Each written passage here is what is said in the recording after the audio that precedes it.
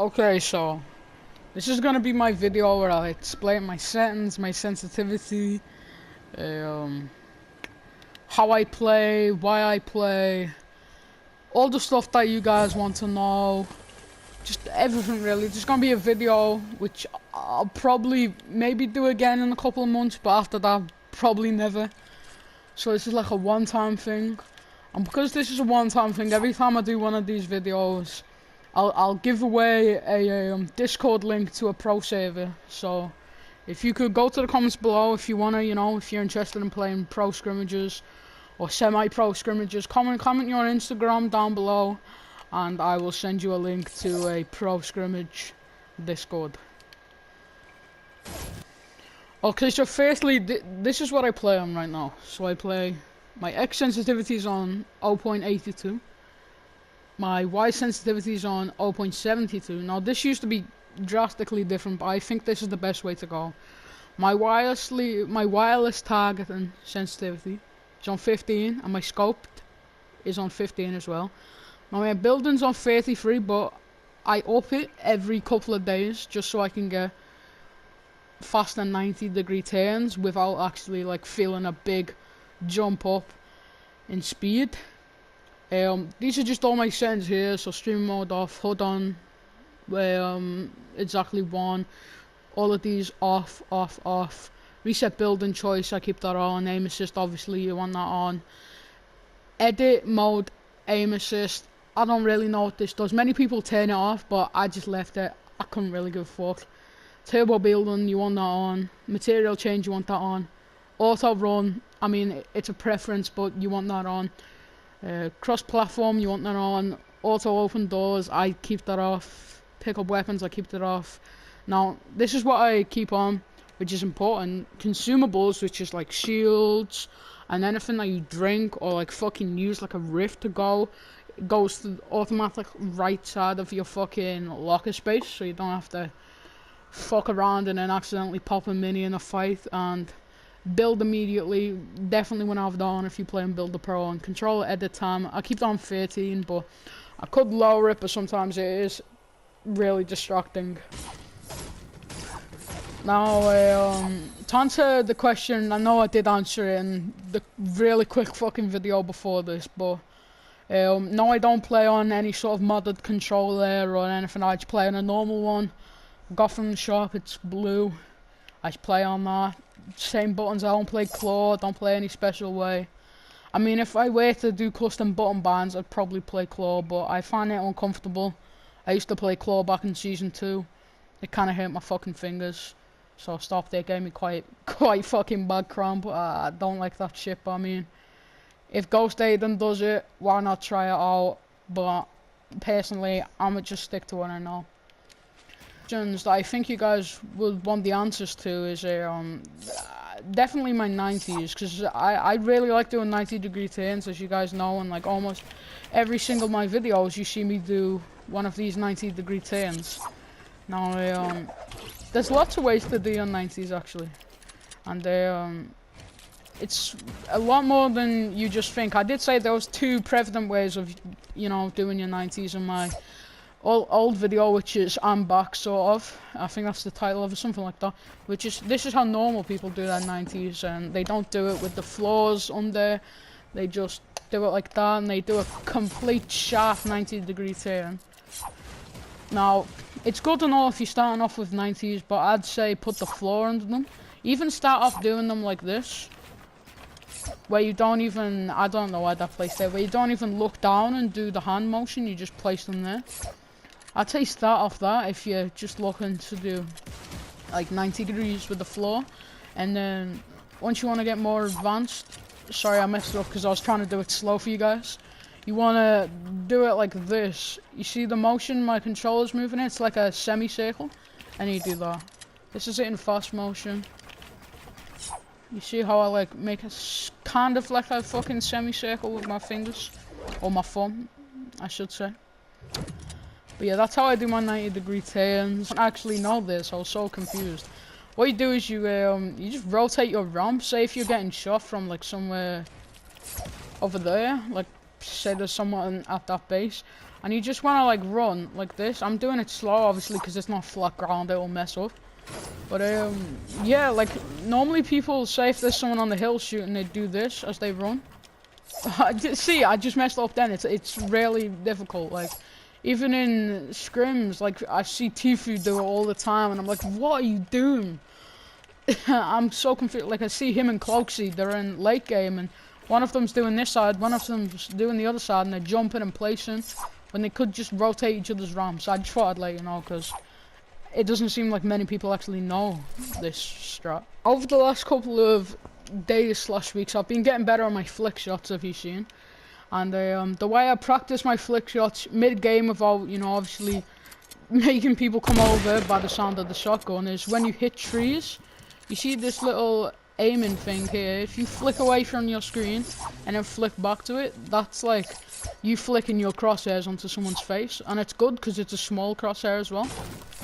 So if you can hit your shots like that, I mean, obviously I'm not perfect at it yet, but I've been seeing Myth do this since like fucking season 4, and I've only just started doing it this season, but it totally helps. You can do it with anything, really. I'd suggest trees. Oh, I'm terrible at this. I'd suggest trees though, because you can really get your back into it and hit the circles properly. But yeah, you want to be flicking that and working on it. And the big thing about, you know, flick shots is when to do it, when not to do it. I'd say if you can aim in, definitely do aim in. But if it's spare at the moment, go for the flick shot. Now, a thing I was learning in the playground with one of my friends is that if your shotgun aim, or just even any close weapon range, isn't up to standards, you build yourself like one of these. I don't even know what to call it, but I was just messing around the playground, and I found out that this actually helps you with your aim a lot. She built like a little platform thing here, and you obviously just build walls. I'm not gonna make you sift through this, so I'll show you the completed version.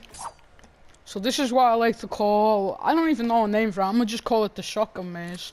So really you've got like 3 entrances points, so you can glide them when you die from different points, and really what you do is you just try and kill the opponent. I mean, it's pretty simple for itself, but you can customize whatever you want. I just threw this one up really quick, and you know, you got like little boxes you can do, customize to what you need to work on. If you need to work on SMG aim to get headshots, I'd suggest maybe a corridor with like a pyramid either side, and you guys are just peeking like that and doing it. If you need to work on close range aim, I'd suggest maybe you doing something like this, where you edit both triangles and you've got to like peek around, get a shot off, stick to this barrier, like something like that. I mean, the possibilities are endless. If you guys obviously need to work on AR aim, you can duplicate one of these things over here and use it to get to the other side. Obviously it's not the best because the door is blocking it right now, but it definitely helps you, you know. It puts the skill into Fortnite. In the early game it's more about the RNG, but if you know how to use your weapons properly, even pick up a grey pistol. Sometimes I get cooked with a grey pistol at the start, and many people will be like, oh fuck, a grey pistol, but I'm like, yes, a grey pistol, because I practice this all the time. I have someone with a pump or like maybe a tac or SMG, say he's just got that over there, and I've landed him through this side, and I've got to kill him and get the SMG. It's great for early game, but it's just great otherwise for improving your. So this is for when you've perfected your 90s and you want to get good at consistently doing 90s in a row. You want to try and make it to 4 90s, stop, have a break, and then go back to 4 90s. Now, sometimes, see, I even mess up myself. Sometimes I don't like doing 4 90s. In build fights now, instead of just doing the 2 90s, if I'm coming up against a good player, what I'll actually do, pretend this is the build fight and we go, I'll actually do this and I'll hit 3 90s. I messed up so bad. Oh my. I'll hit 3 90s like this. I keep on messing up because I don't know, like the fucking whatever you call it. I can't even think what the fuck am I on about, but you know what I mean. I hit 3 90s in a build fight and it gets you high ground much faster. Like if you're playing against a good builder, I was watching Mongrel the other day and he always does 3 90s at the start, and you know what I think about Mongrel on his build, and he's amazing, especially for 90s. He was basically the one who fucking invented that shit. Like, he's so good. But yeah, definitely start off at doing 3 in a row. Try and go for 4 in a row before your jump cool, you know, comes to bite you up the fucking ass. Because I hate jump cooldown. It really is annoying, especially in 90s. As you see, it runs out after 4. But it depends what you really need to work on. If you need to work on editing, obviously I'd suggest going, if you're a starter to self pyramid, I'd go two ramps, place 1. Sorry, I messed that up. two ramps, place 1. Go another 2 ramps, place 1. Once you start getting better, do 1 every ramp.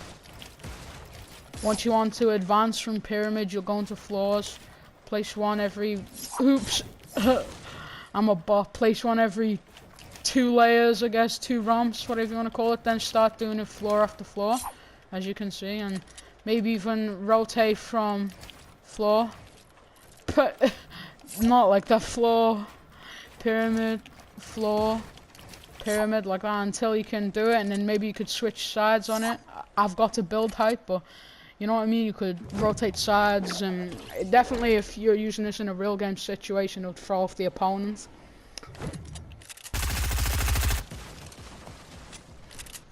But the thing I'd do is I wouldn't just focus on building alone, and I wouldn't just focus on aim alone. You want to get a good mix of the two, and for a very, very, very long time, and by very long time, I mean all of Season 5, I was working on my building, I was working on my 90-degree turns, my self-pyramid, and everything. And that's good if you want to work on it for a season, but you're not going to become a better player unless you find a perfect mix, which is exactly why I think these settings are the best.